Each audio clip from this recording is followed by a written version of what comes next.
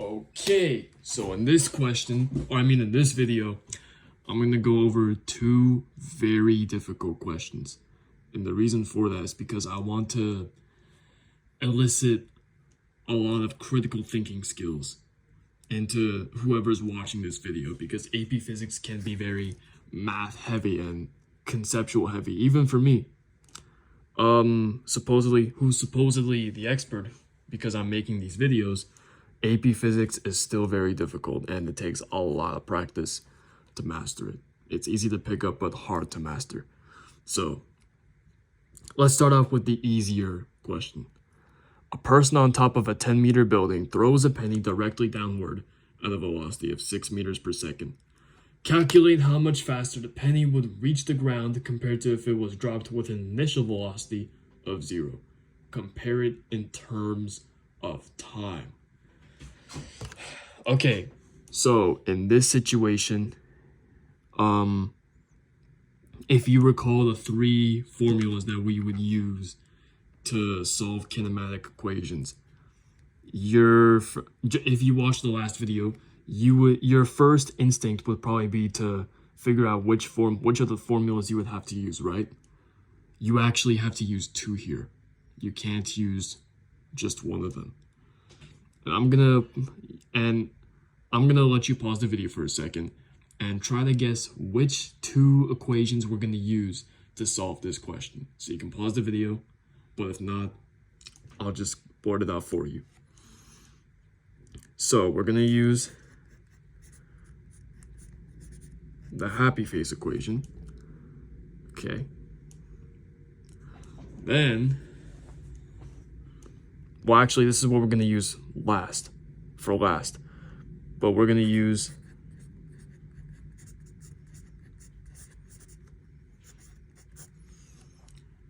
the velocity function as well. We're gonna use this one first and this one last, and I'll explain why. So, from this question, we're given the initial velocity. Oh, and by the way, the reason why it's negative is because it's going downward, and velocity is a vector. Anything that's going downward or west is negative. Yeah? It's not indicative of speed. It's indicative of direction. And this right here is pretty much just the acceleration due to gravity.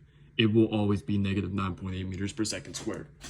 Some teachers may say negative 10, that's fine.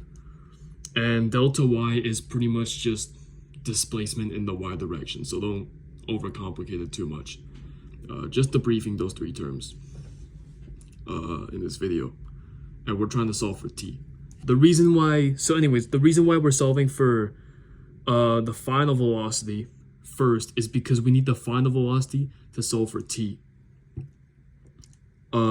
We know the initial velocity, the acceleration, and the displacement in the y direction. So we can use that to find the final velocity and then plug in the final velocity into this equation, because we already know this variable, but not this one. We don't know what t is, and that's what we're trying to solve for. So without further ado, let's do this. So for step number 1, you have this equation. You can pretty much just plug in all the numbers for this problem. And the reason being is that you already have the numbers that you're looking for. Okay, so let's calculate that. Plug it in our calculator. Negative 6 squared plus 2, negative 9.8.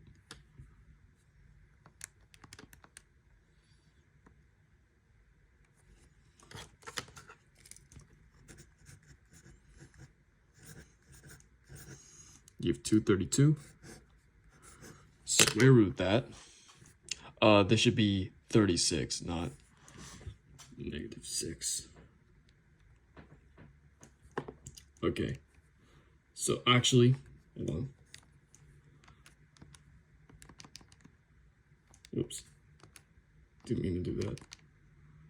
So you plug in the square root of the 232, and it gives you this weird number. AP Physics teachers are probably not going to take that number. So if you're using a TI-30XS calculator, You press these two arrows here, and then it gives you your answer in decimal version. So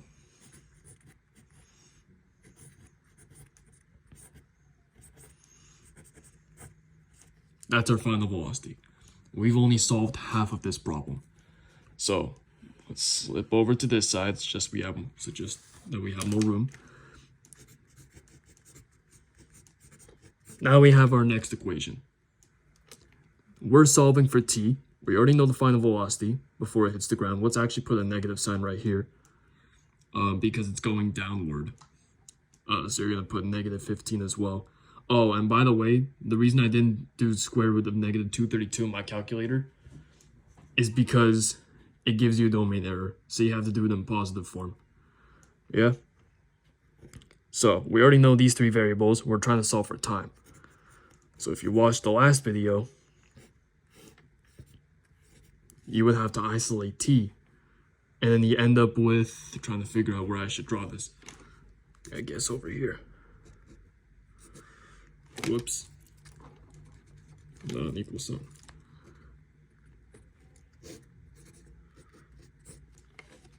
You have that formula right here to solve for t. Now let's plug these numbers in because we already know what the numbers are. There's just no point in writing it down. You can just put it into your calculator, and that's the time it takes. 0.94 seconds. And that is your answer. That was just the easiest part of what we're going to be discussing in this video. So a quick recap as to how to solve this problem. You would have to do the velocity function first, not the happy phase equation first, because you're trying to solve for t. And with the given variables, initial velocity, acceleration, and delta y, you have to solve for the final velocity in order to solve for time. Because you have these two variables, you don't have the final velocity, but you can figure out the final velocity using these three variables in this equation. So you plug them into this equation, like we just did. Don't forget the negative sign since it's going downwards. And then you just plug in this equation, rearrange the variables algebraically and accordingly, and you get your time. All right, on to the next question.